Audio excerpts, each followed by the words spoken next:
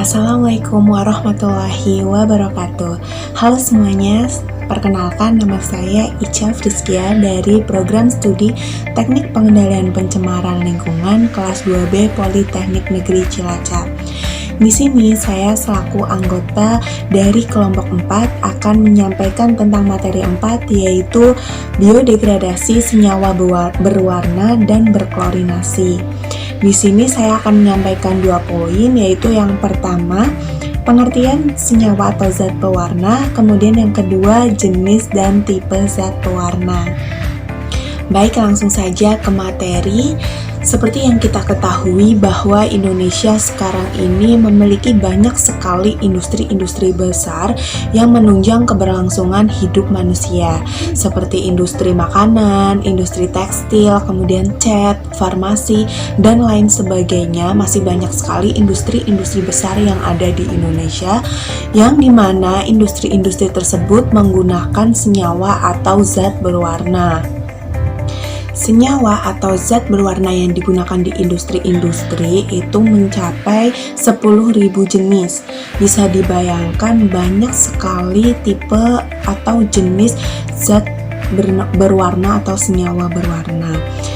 Nah, otomatis penggunaan zat berwarna ini akan menghasilkan limbah jika digunakan oleh industri, dan nantinya biasanya industri-industri tersebut akan membuang limbah zat berwarna ini ke badan air. Sedangkan menurut Cilwine et al. Tahun 2008, hanya kurang dari 1 ppm zat berwarna yang masuk ke dalam badan air maka dapat mengkontaminasi dan menyebabkan mikroorganisme terganggu, bahkan hingga ke rantai makanan dan proses pemurnian air. Pencemaran di badan air oleh zat atau senyawa berwarna ini bisa kita ibaratkan dalam sebuah lingkup pertemanan.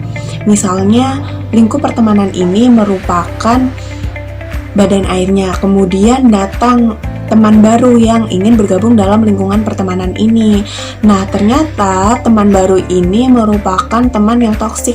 Maka, walaupun hanya 1 orang yang toksik, maka akan mempengaruhi lingkup pertemanan ini. Ketika teman yang masuk ini bersifat toksik, maka hubungan di lingkup pertemanan tersebut itu pasti akan terganggu. Begitu pula di badan air. Ketika zat berwarna ini masuk dan mengkontaminasi badan air, maka seluruh ekosistemnya ini akan terganggu. Dari tadi kita sudah membahas seberapa toksiknya zat atau senyawa berwarna ini. Senyawa berwarna itu berasal dari istilah dyes. Kemudian senyawa berwarna dapat diperoleh secara alami maupun buatan. Senyawa atau zat berwarna merupakan zat yang sangat sulit terurai, bersifat toksik dan berpotensi karsinogenik, apalagi yang bergugus aminah. Walaupun senyawa atau zat berwarna ini bersifat toksik, namun pemanfaatannya masih lebih banyak, sehingga pengolahan limbah dari zat berwarna sekarang ini menjadi pusat perhatian. Menurut Aksudomes 2005, menyatakan bahwa penguraian zat pewarna dibedakan menjadi 3. Yang pertama bioabsorpsi, kemudian biodegradasi, dan bioakumulasi.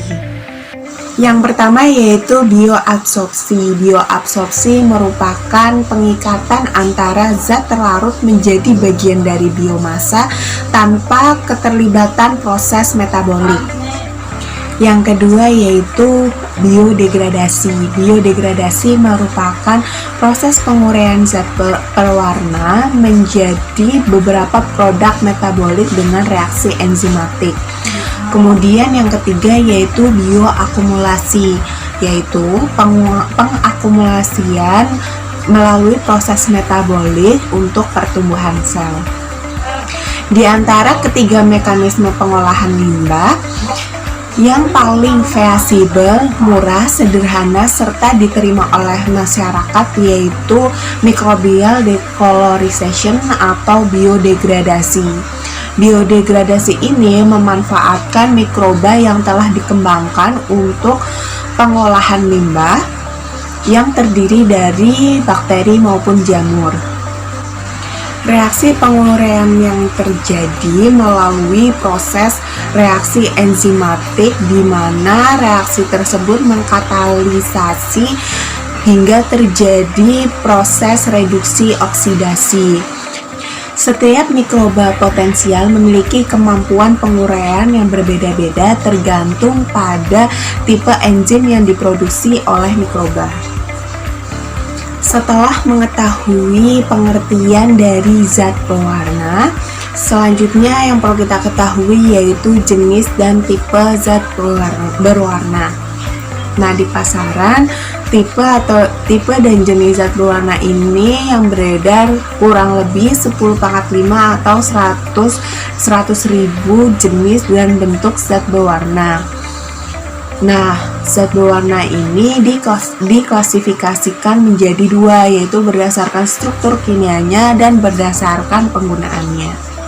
Berdasarkan struktur kimianya, zat berwarna dibedakan menjadi 4, yaitu yang pertama kelompok azo, kemudian antroquinon, metan, dan tripenylmetan.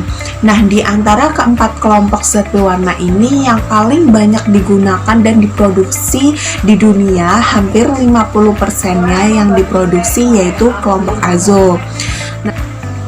Dan kurang lebih dari 2000 jenis kelompok azo ini digunakan pada industri-industri seperti tekstil, makanan, kosmetik, dan tinta printer. Namun sayang sekali, walaupun banyak sekali digunakan di industri-industri, kelompok azo ini justru kelompok yang sangat sulit terurai, bahkan tidak dapat terurai sempurna di alam walaupun sudah dilakukan pengolahan limbah secara kimia maupun fisik. Berdasarkan penggunaannya, zat berwarna dikelompokkan menjadi asam atau asid, kemudian reaktif, makanan, dan kosmetik, serta obat-obatan.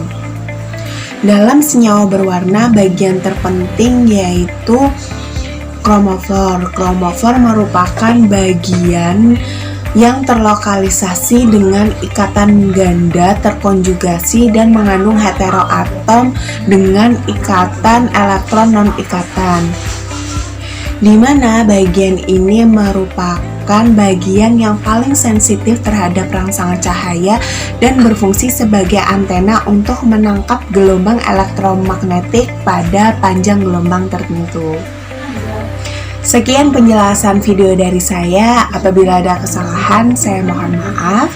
Dan selanjutnya akan dilanjutkan oleh rekan-rekan saya yang lain dari kelompok 4. Sekian, wassalamualaikum warahmatullahi wabarakatuh. Bismillahirrahmanirrahim. Assalamualaikum warahmatullahi wabarakatuh. Perkenalkan, nama saya Juresmi Buloh dari kelas PPL 2B, nomor NPM 19010717. Sebelumnya saya ucapkan terima kasih kepada dosen pengampu mata kuliah bioremediasi Bapak Oto Prasadi SPI MSI yang telah memberikan waktu sehingga saya dapat mengerjakan tugas yang diberikan tentang pembahasan materi bioremediasi. Kali ini saya membahas tentang satu mekanisme aksi perombakan, 2 mikroba pengurai zat berwarna, dan yang ketiga jenis-jenis jamur dan mikroba yang digunakan untuk penguraian zat berwarna. Yang pertama yaitu mekanisme aksi perombakan. Perubahan warna zat pewarna terjadi melalui mekanisme absorpsi dan penguraian. Nah, jadi maksudnya adalah mekanismenya menggunakan penyerapan ya. Absorpsi terjadi melalui proses penyerapan zat pewarna oleh material seperti mikroba, karena material yang menyerap zat pewarna sebagian besar berasal dari biomaterial, maka istilah absorpsi lebih dikenal dengan sebutan bioabsorpsi karena menggunakan biomaterial ya, makhluk hidup, mikroba. Jadi bioabsorpsi adalah penyerapan menggunakan biomaterial untuk zat pewarna agar dapat terserap oleh biomaterial atau mikroba. Kemudian pada proses bioabsorpsi konsentrasi zat pewarna akan berkurang, namun struktur aslinya masih tetap utuh dan tidak terfragmentasi atau hancur. Mekanisme penguraian yang sebenarnya melalui proses degradasi zat pewarna akan terfragmentasi secara biologi atau reaksi enzimatik melalui pemecah struktur kimia. Kemudian bahasan yang kedua yaitu mikroba pengurai zat pewarna. Berbagai kelompok mikroorganisme, khususnya jamur dan bakteri, memiliki kapasitas untuk mendegradasi berbagai zat pewarna sintetis. Namun kemampuan yang dimiliki sangat berbeda-beda.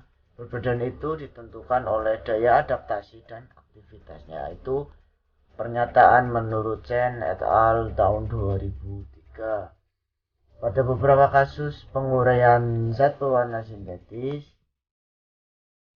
oleh jamur, strain tunggal jamur pelapuk putih atau yang lebih dikenal dengan white rot merupakan mikroba yang paling efisiensi dalam melakukan perannya untuk proses penguraian.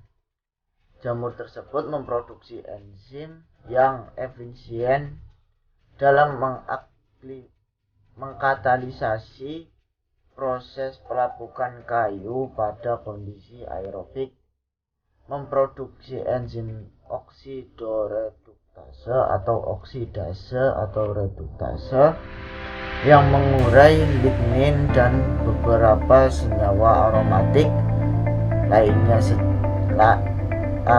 lain atau sejenisnya. Itu pernyataan menurut Nosaki et al. Tahun 2008. Penguraian zat pewarna sintetis oleh bakteri diawali dengan pemecahan ikatan azo khusus tipe azo. Dekolarisasi terjadi pada kondisi aerobik dan anaerobik, tergantung pada jenis bakterinya. Penguraian pada kondisi aerobik terjadi melalui reaksi reduksi dan menghasilkan aromatik amina yang tidak berwarna. Produk aromatik amina hasil pecahan dari ikatan azo sangat karsinogenik atau dapat menyebabkan kanker, beracun, dan juga mutagenik.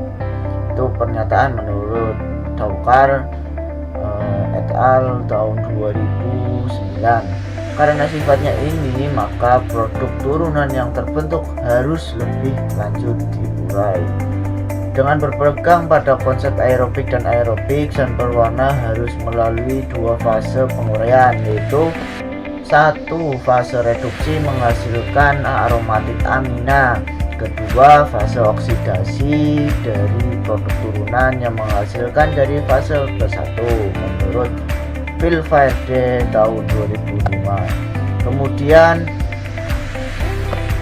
jenis-jenis jamur yang biasa digunakan untuk melakukan penguraian zat pewarna.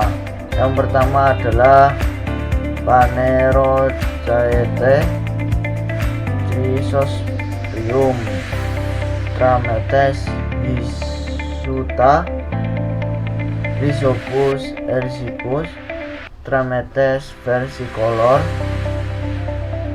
Cerena unicolor dan lain sebagainya. Kemudian untuk bakterinya yaitu Bacillus sp, ADR,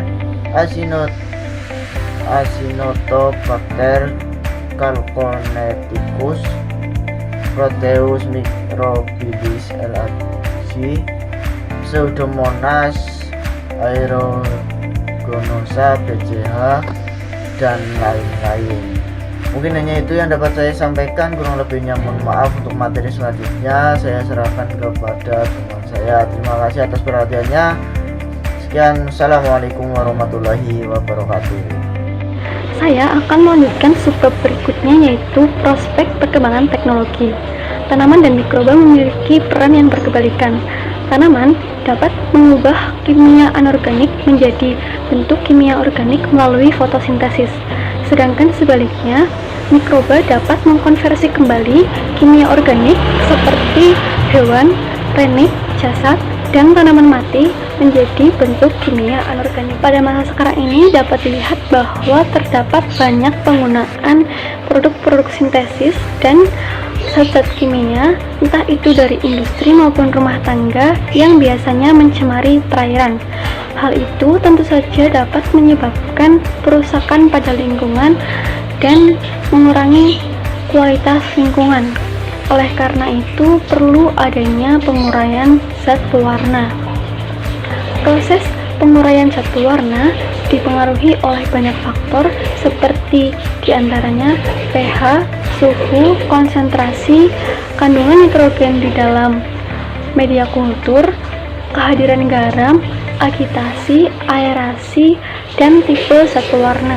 Kemudian ada beberapa contoh capaian penelitian yang mengarah pada penemuan peluang pemanfaatan mikroba sebagai agen bioremediasi. Di antaranya seperti yang pertama, melalui isolasi enzim. Enzim dimanfaatkan secara langsung, di mana enzim terlebih dahulu diisolasi dan dimurnikan. Maka aplikasi degradasi akan menjadi lebih mudah dan sederhana. Menurut Sklepek tahun 2000, enzim lakase dari Pycnoporus cinnabarinus, mangan peroxidase atau MNP dari Trametes versicolor, dan likin peroksidase lip dari Phanerochaete chrysosporium secara cepat mampu mengurai zat pewarna selama kurang dari 1 jam. Yang kedua yaitu melalui rekayasa genetik, melalui immobilized enzymes atau mikroba. Aplikasi ini sangat cocok diaplikasikan pada bioreaktor sederhana dan dapat digunakan sampai 5 kali pengulangan. Kemudian saya akan sedikit menjelaskan mengenai bab selanjutnya, yaitu senyawa berklorinasi. Polutan memiliki sifat yang toksik atau beracun dan memiliki kecenderungan untuk berada di lingkungan dalam jangka waktu yang lama. Selain itu, polutan juga mampu berakumulasi dalam tubuh makhluk hidup dan rantai makanan. Sifat tersebut dikenal sebagai dengan istilah persisten, bioakumulatif, dan beracun. Salah satu polutan yang memiliki sifat tersebut adalah persistent organic pollutants atau yang biasa disebut dengan POPs, yang berpotensi untuk bermigrasi melalui media tanah, air, dan udara. Tahun 2001, melalui Konvensi Stockholm, senyawa POPs dikelompokkan sebagai polutan yang harus diperhatikan karena dapat mengganggu kesehatan manusia dan lingkungan.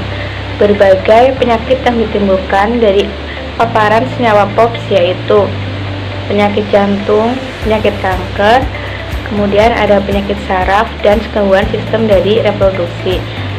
Nah, menurut Konvensi Stockholm melakukan upaya untuk penyelamatan dari senyawa POPs yaitu mengurangi produksi dan penggunaan, kemudian mengawasi dengan ketat penggunaan dan produksi. Nah, kemudian mencegah pembuangan limbah buangan dengan sengaja. Untuk senyawa POP berklorinasi, senyawa POPs didominasi senyawa bergugus klor. berkoordinasi. Berikut saya akan menguraikan secara singkat tentang penggunaan dari 12 senyawa POPs. Yang pertama ada PCB sebagai bahan baku industri listrik dan elektronik seperti transponder dan kapasitor, media pertukaran panas.